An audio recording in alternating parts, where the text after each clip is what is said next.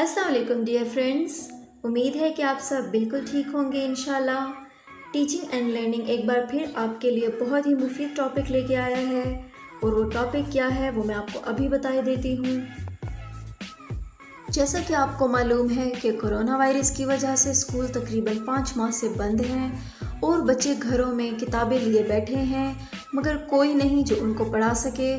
तो dear friends, कोई परेशानी की बात नहीं। आज मैं आपसे वो टाइम टेबल शेयर करने जा रही हूँ जो सरकारी स्कूल में सबसे छोटी क्लास, जिसको हम कच्ची कहते हैं, जो प्रमोट होके नर्सरी हो गया है, उसके मुतालिक मैंने एक टाइम टेबल बनाया है जो कि आपसे आज शेयर करने जा रही हूँ। इस टाइम टेबल को बनाने का मकसद कि आपके बच्चों का कीमती वक्त ज़ाया होने से बच जाए, उनके लिए एक राह मुतय्यन हो जाए कि उन्होंने क्या करना है। जब तक स्कूल बंद हैं और खुल नहीं जाते तो उन्होंने घर में क्या अपना एक वक्त मुकर्रर करना है जिसमें वो बाकायदा बैठकर अपनी पढ़ाई कर सकें। तो डियर फ्रेंड्स, आपने वीडियो को आखिर तक देखना है और इस टाइम टेबल को अपने बच्चों के लिए ज़रूर नोट आउट करना है, फॉलो ज़रूर करना है, ये सबसे अहम बात है। तो चलिए शुरू करते हैं।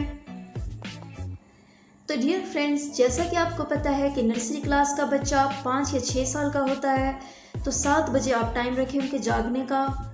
जागने के बाद आपने उनके अच्छी तरह से मुंह हाथ धुलाने हैं, बग़ैर मुंह हाथ धुलाए नाश्ता नहीं करवाना। तो फिर आपने नाश्ता जो है 7:30 पे अपने बच्चों को कराना है।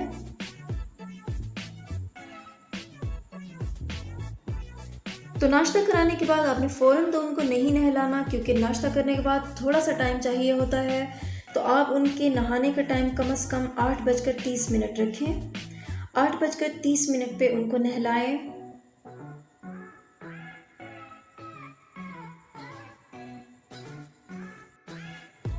तो 9 बजे तक उनको बिल्कुल रेडी रखें, बिल्कुल तैयार हों अपनी पढ़ाई के लिए, क्योंकि सबसे अहम जो काम था नाश्ता करना वो आपने करवा दिया। तो 9 बजे तक उनको बिल्कुल रेडी रखना है। सरकारी स्कूल में नर्सरी क्लास की 4 सब्जेक्ट्स होती हैं, जिसमें ड्राइंग, इंग्लिश, उर्दू, मैथ। तो आपने जिस तरह अपना स्केड्यूल बनाना है वो कुछ इस तरह से होगा। सबसे पहले इंग्लिश, फिर ड्राइंग, फिर उर्दू और आखिर में मैथ। तो सबसे पहले आपने 9 बजे क्लास स्टार्ट करनी है इंग्लिश की, जो कि चलेगी 9:30 तक। इसमें आप क्या करेंगे, सिंपल एक आपने पेज पे जो अल्फ़ाबेट्स हैं कम से कम 2 या 3, ज़्यादा से ज़्यादा आपने लिखने हैं और आपका बच्चा उसको दोबारा से नीचे पूरे पेज पे लिखता जाएगा। इससे क्या होगा, उसकी प्रैक्टिस होगी और आपने साथ साथ उसकी रीडिंग भी ज़रूर करवानी है। 9:30 पर आपने ड्राइंग का सब्जेक्ट करवाना है। जो भी आपको बुक में ड्राइंग दी गई है, आप 1 बाय 1 हर रोज़ एक चीज़ अपने बच्चे को दें कि वो उसको बार बार प्रैक्टिस करे। 9:30 से लेके 10 बजे तक आपकी ड्राइंग की क्लास एंड हो जाती है। उसके बाद आपने कम से कम आधे घंटे के लिए अपने बच्चे को ब्रेक देनी है। बच्चों के लिए ब्रेक टाइम बहुत ज़रूरी होता है, क्योंकि वो मुसलसल पढ़ने से और फिर 2 घंटे पढ़ने से बहुत ही उकता जाते हैं। तो ब्रेक टाइम 10 से लेके 10:30 तक है। उसके बाद आपकी क्लास स्टार्ट हो जाती है उर्दू की। उर्दू के लिए भी आपको पता है कि सिर्फ उर्दू के हरूफ तहज्जी होते हैं। उसमें आपने हर रोज़ अपने बच्चे को लाइन में कम से कम 3 से 4 हरूफ तहज्जी लिख के देने हैं और आपका बच्चा उसको नीचे रिपीट करता जाएगा, लिखता जाएगा। इससे उसकी अच्छी प्रैक्टिस होगी और आपने उनको ऊंचा पढ़ के सुनाना है। 10:30 से 11 बजे तक आपकी उर्दू की क्लास ख़त्म हो जाती है। 11 बजे टाइम स्टार्ट हो जाता है मैथ्स के सब्जेक्ट के लिए। इसमें आपने क्या करना है कि नोटबुक पे आपने नंबर्स लिखने हैं। नंबर लिखे कम से कम 5 होने चाहिए, जैसे 1, 2, 3, 4 और 5, और आपका बच्चा उसको रिपीट करेगा। आपने ऊंचा ऊंचा पढ़ के भी सुनाना है, यानी कि इतना कि वो सुन सके, और बार बार रिपीट करना है और फिर दोबारा अपने बच्चे से सुनना है। तो इस तरह 11 से लेके 11:30 तक बच्चों के मैथ का दौरानिया पूरा हो जाता है। उसके बाद आपने 11:30 से लेके 12 बजे तक तमाम सब्जेक्ट्स, जो कि 4 सब्जेक्ट्स हैं, उनका रिव्यू लेना है।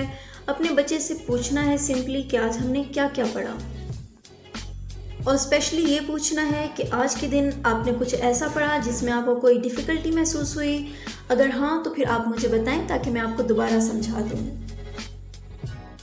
इसके बाद आधा घंटा बच्चों को रेस्ट के लिए दें। यकीनन 1 बजे खाना खाने का वक्त होता है, तो उन्हें खाना खिलाएं।